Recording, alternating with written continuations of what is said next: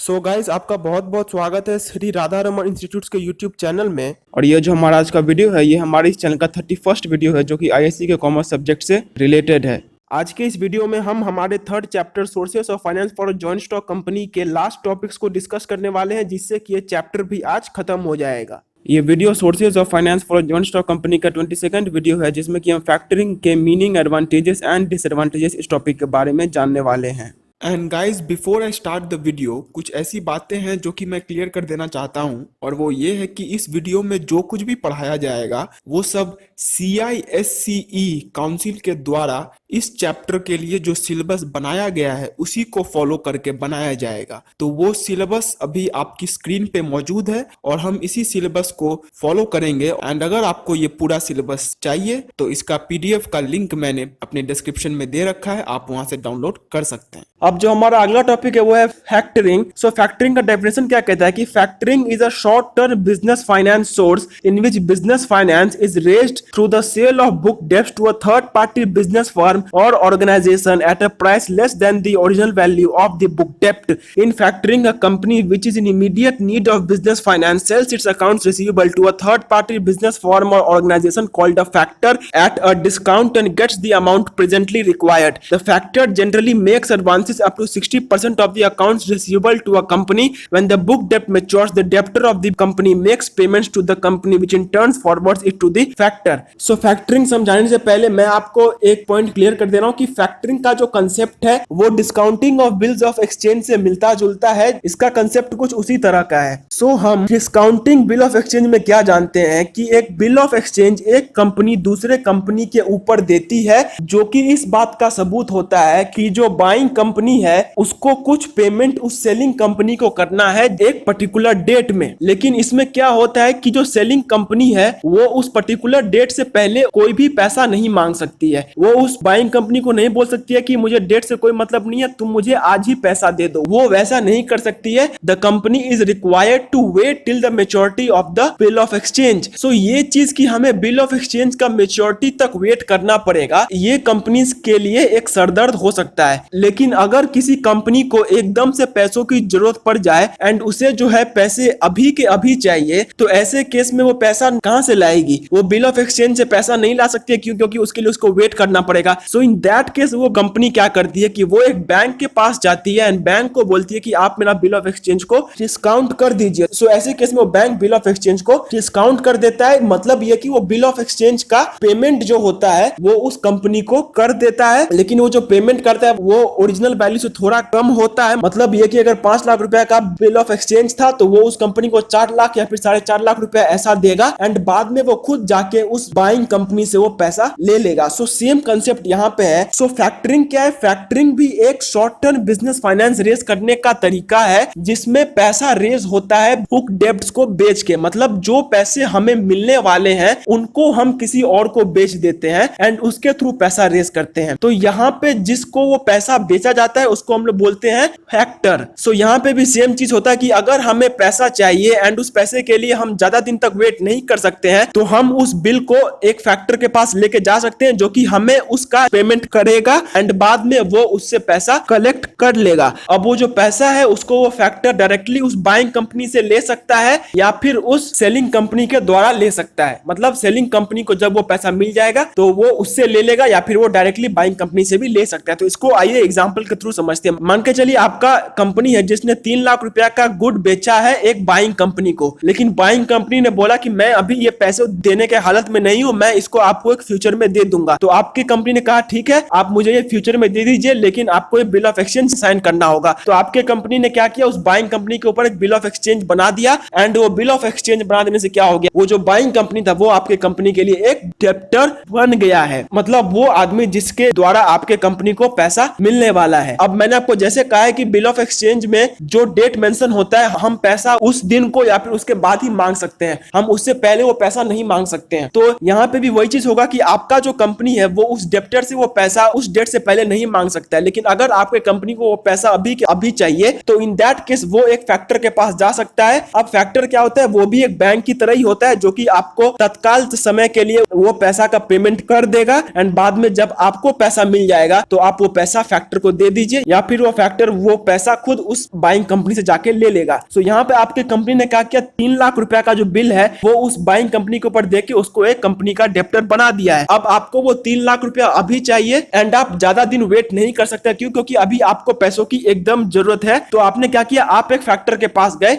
सो इसमें क्या हुआ कि वो जो फैक्टर है वो फैक्टर आपके कंपनी को 60% पैसा दे देगा एंड ये 60% पैसा को लेके आप अभी अपना काम कर सकते हैं। एंड वो जो फैक्टर है वो बाद में वो 3 लाख रुपया ले लेगा। अब वो जो फैक्टर है वो ये 3 लाख रुपया या तो उस डेप्टर से डायरेक्टली ले सकता है, मतलब वो जो डेप्टर है वो उसको खुद बोल के वो पैसा ले सकता है, या फिर वो आपके कंपनी को बोलेगा कि जब आपके कंपनी को पैसा मिल जाए तब आप वो पैसा मुझे दे दीजिएगा। लेकिन यहाँ पे एक चीज आप नोट कीजिए कि आपके कंपनी को सिर्फ 60% पैसा मिल रहा है, 40% पैसा नहीं मिल रहा है। तो वो 40% पैसा कहां गया, वो 40% पैसा हुआ इस फैक्टर का प्रॉफिट। तो जैसा कि मैंने कहा कि आपको 3 लाख का सिर्फ 60% मिल रहा है, 40% नहीं मिल रहा है। लेकिन वो जो फैक्टर है वो जब पेमेंट लेगा तो वो 3 लाख का 3 लाख ही लेगा। तो आपको मिला 3 लाख का कम रुपया, जबकि फैक्टर को मिला 3 लाख का 3 लाख। तो वो जो बीच का डिफरेंस है यही हुआ फैक्टर का प्रॉफिट। सो यही होता है फैक्टरिंग, मतलब एक ऐसा प्रोसेस जहां पे कि हम अपने बुक रिसीवेबल्स को बेच देते हैं, मतलब वो पैसा जो कि हमें मिलने वाला है उसको हम किसी और को बेच देते हैं ताकि हमें तत्कालीन समय के लिए पैसा मिल सके। अब जिसको हम ये पैसा बेचते हैं उसको कहा जाता है फैक्टर। अब इसमें होता क्या है कि अगर हमें पैसा अभी के अभी चाहिए तो हम फैक्टर के पास जाके वो पैसा ले सकते हैं। अब फैक्टर हमें 60% पैसा दे देगा एंड हम उससे अपना बिजनेस कर सकते हैं। एंड जब पेमेंट का टाइम आएगा तो वो फैक्टर वो पैसा या तो खुद उस डेप्टर से ले लेगा या फिर वो हमारे द्वारा वो पैसा ले लेगा। हमको मिलेगा 60% जबकि फैक्टर को मिलेगा पूरा का पूरा पैसा। तो हमें कम पैसा मिलेगा एंड फैक्टर को ज्यादा पैसा मिलेगा, तो वो जो पैसे का डिफरेंस होगा वही होगा फैक्टर का profit. So this is the process which we called factoring. अब जो हमारा अगला टॉपिक है वो है एडवांटेजेस ऑफ फैक्टरिंग या फिर मेरिट्स ऑफ फैक्टरिंग, मतलब कि हमें फैक्टरिंग से क्या क्या लाभ मिलते हैं। So the advantages of factoring are as follows. First advantage है फाइनेंस इज रेडिली अवेलेबल। अब ये पॉइंट क्या कहता है कि through the process of factoring a company can avail finance whenever it requires them. It need not wait for the maturity of the book डेब्ट in order to get funds. अब ये point क्या कहता है कि फैक्टरिंग के through जिस company को जब भी पैसों की जरूरत पड़ती है एंड इमरजेंसी में जरूरत पड़ती है तो उसको वो पैसा रेडिली मिल जाता है। उसे वेट करने की जरूरत नहीं है कि कब वो डेट आए एंड हमें पैसा मिले, उसे वैसा कुछ करने की जरूरत नहीं है। उसको अगर अभी पैसों की जरूरत है तो वो पैसा अभी के अभी ला सकता है। हाँ, लेकिन यहाँ पे ये है कि आपको पूरा का पूरा पैसा नहीं मिलेगा, आपको टोटल से कुछ कम पैसा ही मिलेगा। क्यों? क्योंकि जिससे आप पैसा ले रहे हैं उसको भी कुछ ना कुछ बिजनेस जरूर करना है एंड वो बिजनेस कुछ इसी तरीके से करता है कि आपको वो कम पैसा देगा लेकिन खुद फुल अमाउंट ले लेगा। सो ये पॉइंट क्या कहता है कि through the process of factoring एक कंपनी के पास फाइनेंस रेडिली अवेलेबल होता है, उसे जब भी फाइनेंस की जरूरत पड़ती है उसे वो पैसा मिल सकता है। अगला पॉइंट है फ्लेक्सिबिलिटी। अब ये पॉइंट क्या कहता है कि factoring as a source of finance is a flexible source. This reduces the danger of the company having deficit capital। अब ये पॉइंट क्या कहता है कि ये जो प्रोसेस है ये एक फ्लेक्सिबल प्रोसेस है एंड फ्लेक्सिबिलिटी हम जानते हैं कि क्या होता है। फ्लेक्सिबिलिटी का मतलब होता है एक ऐसा सोर्स जिसके द्वारा हम अपने कैपिटल को कंट्रोल में रख सके। सो ये पॉइंट क्या कहता है कि फैक्टरिंग के थ्रू हम अपने कैपिटल को कंट्रोल में रख सकते हैं। हमारे कंपनी में ठीक उतना ही कैपिटल होगा जितना हमें चाहिए। क्यों? क्योंकि मैंने आपको पहले भी कहा है एंड अभी भी कह रहा हूं कि कोई भी चीज बहुत ज्यादा एंड कोई भी चीज बहुत कम, दोनों ही चीजें बिजनेस में ठीक नहीं होता है। सो अगर फैक्टरिंग नहीं होता तो हमारे कंपनी को डेफिसिट कैपिटल झेलना पड़ सकता था, मतलब हमारे कंपनी में कैपिटल की कमी हो सकती थी। हमारे कंपनी को कैपिटल चाहिए था लेकिन क्योंकि वो कैपिटल नहीं ला पा रहा था बिकॉज उसको वेट करना पड़ रहा था, सो इसकी वजह से उसके सामने डेफिसिट कैपिटल का जो बोझ था वो सामने में आ जा रहा था। एंड क्योंकि उसके सामने डेफिसिट कैपिटल का बोझ आ जा रहा था तो ये उसके लिए एक प्रॉब्लम हो गया था। लेकिन फैक्टरिंग में क्या होता है कि हमारे कंपनी को जितना पैसा चाहिए उसे उतना पैसा मिल जाता है। हमारे कंपनी को अभी कैपिटल की जरूरत है तो वो कैपिटल ला सकता है, जिसकी वजह से उसे डेफिसिट कैपिटल का बोझ नहीं झेलना पड़ता है। वो अपने बिजनेस के प्रोसीडिंग्स को ठीक से कैरी आउट कर सकता है, तो ये उसके लिए एडवांटेजेस होगा। जो अगला पॉइंट है वो है नो चार्ज ऑन एसेट्स। अब ये पॉइंट क्या कहता है कि factoring as a source of business finance does not create any charge on the assets of the company. The company is free to use the assets in other beneficial business purposes. अब ये point क्या कहता है कि factoring के through पैसा raise करने में हमें कोई भी एसेट को सिक्योरिटी पे नहीं देना पड़ता है। हम किसी फैक्टर से अगर फैक्टरिंग करवा रहे हैं तो हमें कोई सिक्योरिटी देने की जरूरत नहीं पड़ती है। क्यों? क्योंकि फैक्टर जो है उसको पैसा अल्टीमेटली मिल ही जाएगा, तो वो आपसे कोई सिक्योरिटी का डिमांड नहीं करेगी। तो क्योंकि आपसे कोई सिक्योरिटी का डिमांड नहीं हो रहा है तो आप अपने एसेट्स को अपने बिजनेस में बेस्ट पॉसिबल वे में यूज कर सकते हैं एंड आप अपने बिजनेस को जितना अच्छा हो सके उस तरीके से चला सकते हैं। तो ये प्रोसेस आपके लिए एडवांटेजियस जरूर है। अगला पॉइंट है नो डिवीजन ऑफ ओनरशिप। ये पॉइंट वोटिंग राइट से रिलेटेड है। अब ये पॉइंट क्या कहता है कि factoring does not interfere in the ownership of the company. The owners of the company can have their ownership retained with them, they need not bear the fear of losing it. अब ये point क्या कहता है कि through the process of factoring हमारे business के ownership के ऊपर कोई भी अफेक्ट नहीं पड़ता है। हमारे बिजनेस में ओनरशिप को लेके कोई भी चेंजेस नहीं आता है फैक्टरिंग के केस में। अगर कोई फैक्टर है जिससे हम पैसा ले रहे हैं तो वो हमारे कंपनी के ओनरशिप में इंटरफियर नहीं करता है, वो हमारे कंपनी के ऊपर ओनरशिप नहीं दिखा सकता है। तो क्योंकि वो हमारे कंपनी के ऊपर ओनरशिप नहीं दिखा सकता है तो इसकी वजह से हमारे ओनरशिप में डिवीजन नहीं होता है एंड हमारा ओनरशिप सिक्योर्ड होता है। क्यों? क्योंकि मैंने आपको पहले ही कहा है कि cost of raising funds and voting rights और ओनरशिप ये बहुत हद तक अफेक्ट करते हैं कि हम किस सोर्स के थ्रू पैसा लाएंगे। अगला पॉइंट है फैसिलिटेट्स स्मूथ बिजनेस प्रोसीडिंग्स। अब ये पॉइंट क्या कहता है कि the process of factoring facilitates smooth business proceedings as it makes the finance available to the company when required by it instead of the company waiting for the डेब्ट to mature. So the company gets cash as and when required and can carry out smooth business proceedings. अब ये point क्या कहता है कि factoring जो होती है वो बिजनेस कंपनीज को स्मूथ बिजनेस करने में हेल्प करती है। अब ये हम जानते हैं कि फैक्टरिंग में क्या होता है कि हमारे कंपनी को जितना पैसा चाहिए वो पैसा उसे ठीक समय पे मिल जाता है। क्योंकि वो पैसा उसे ठीक समय पे मिल जाता है इसकी वजह से क्या होता है कि उसका जो बिजनेस है वो स्मूथली चल सकता है, उसके बिजनेस में कोई भी रुकावट नहीं आता है। अगर ऐसा होता है कि हमारे बिजनेस को पैसा नहीं मिल पाता, अगर हमारे बिजनेस के पैसा मिलने में रुकावट आती तो इससे हमारा बिजनेस ठीक से नहीं चल पाता। बट क्योंकि हमारे बिजनेस के फाइनेंस में कोई रुकावट नहीं है, हमारे बिजनेस फर्म में जितना पैसा चाहिए वो हम रेस कर पा रहे हैं, तो इससे जो है हमारे बिजनेस का स्मूथ फंक्शनिंग हो पा रहा है, जो कि हमारे लिए एडवांटेजियस जरूर है। अब जो हमारा नेक्स्ट टॉपिक है वो है डिसएडवांटेजेस ऑफ फैक्टरिंग। अब ये पॉइंट क्या कहता है कि disadvantages of factoring are as follows. First point है expensive. Factoring is an expensive method of financing because book debts are sold at a heavy discount.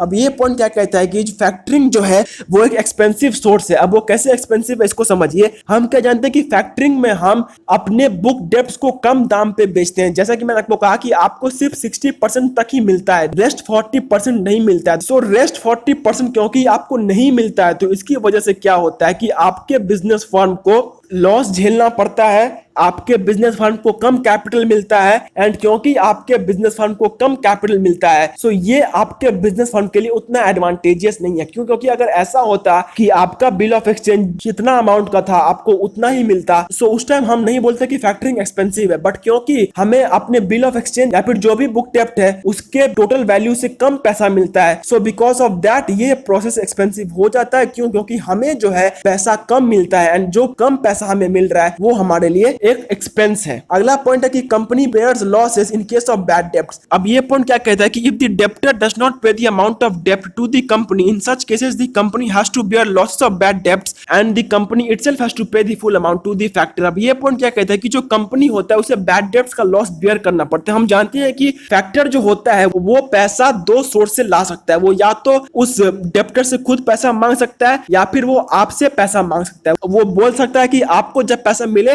तब आप मुझे दीजिए। अब अगर ऐसे केस में वो डेब्टर आपको पैसा नहीं दे पाता है सो वहां पे क्या होगा कि आपको जो है पैसा नहीं मिलेगा एंड जब आपको पैसा नहीं मिलेगा तो ये तो आपके लिए बैड डेब्ट होगा, आपका पैसा डूब गया है। सो इन दैट केस क्या होगा कि आपको बैड डेब्ट्स बेयर करने पड़ेंगे एंड इसके साथ साथ क्या होगा कि क्योंकि आपको एक फैक्टर को पेमेंट करना है तो वो फैक्टर का पेमेंट जो है वो आपको खुद ही करना पड़ेगा। आपको जितना भी फैक्टर का अमाउंट जो कि उसको मिलना चाहिए था वो खुद ब खुद देना पड़ेगा। तो ये आपके ऊपर बहुत ज्यादा प्रेशर दे देगा। आपका पैसा पहले ही डूब गया है एंड अभी आपको वो फुल पैसा देना पड़ेगा। आपको सिर्फ 60% मिला था लेकिन आपको अभी पूरा पैसा देना पड़ेगा उस फैक्टर को, जस्ट बिकॉज कि आपका जो डेब्टर था वो आपको पैसा नहीं दे पाया। सो ये पॉइंट इस प्रोसेस को डिसएडवांटेजेस बना देता है। अगला पॉइंट है source not beneficial to all companies. ये पॉइंट क्या कहता है कि factoring as a source is not available to all companies as the factor company only agrees if it finds the credit worthiness of the company good, if it does not find the credit worthiness of the company good, in such cases it may not enter into agreement with the company. अब ये point क्या कहता है कि ये जो source है ये हर एक कंपनी के लिए एप्लीकेबल नहीं है। ये सोर्स सिर्फ उन्हीं कंपनीज के लिए एप्लीकेबल है जिनका क्रेडिट वर्दीनेस अच्छा है, मतलब जिनका किसी और से लोन लेने का जो एक रेपुटेशन होता है वो अच्छा है। क्यों? क्योंकि जो फैक्टर है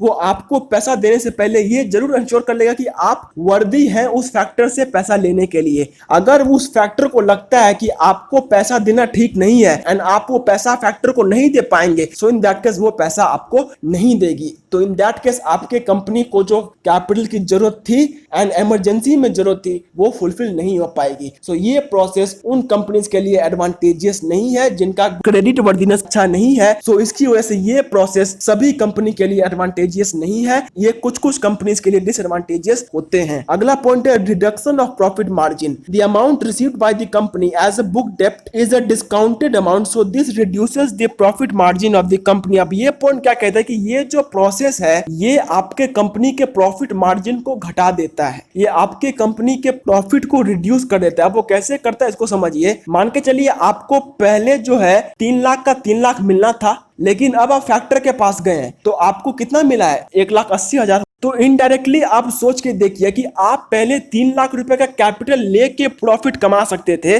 जबकि अब आप सिर्फ बाकी का पैसा लेके ही प्रॉफिट में कुछ कर पा रहे हैं। तो इससे हो क्या रहा कि आपका जो प्रॉफिट जो कि आप पहले अर्न कर पा रहे थे वो अब कम हो गया। पहले आप 3 लाख रुपए का हिसाब से कैपिटल कमा सकते थे, जबकि आप सिर्फ 3 लाख का 60% जो कि शायद 1,80,000 होता है आप उतना ही कमा पा रहे हैं। सो इसकी वजह से क्या होता है कि आपका जो प्रॉफिट मार्जिन है वो कम हो जाता है एंड प्रॉफिट कम हो जाना ये कंपनी के लिए डिसएडवांटेजियस तो जरूर ही होगा। अगला पॉइंट है it may create a negative impact on business relations. Factoring in some cases may result in negative impact on business relations between the selling and the buying companies, as the buying company may not be willing to deal with the factor because of some business reasons. Factor companies sometimes even send notices at regular intervals to the buying companies reminding them of the debt amount. The buying company may develop a negative image of its vendor and may not want to conduct future deals with it and may lead it to change vendors. अब ये point क्या कहता है कि factoring की वजह से कुछ कुछ बिजनेस कंपनीज के बीच में जो बिजनेस रिलेशंस है वो खराब हो सकते हैं। अब वो कैसे खराब हो सकते हैं इसको समझिए। अब हम क्या जानते हैं कि फैक्टरिंग में हम एक कंपनी के पास जाते हैं पैसा मांगने के लिए, हमको लगता है कि हमको अभी पैसा नहीं मिल रहा है, तो ऐसे में हमको जहां से भी पैसा मिल सकता है हम वहां से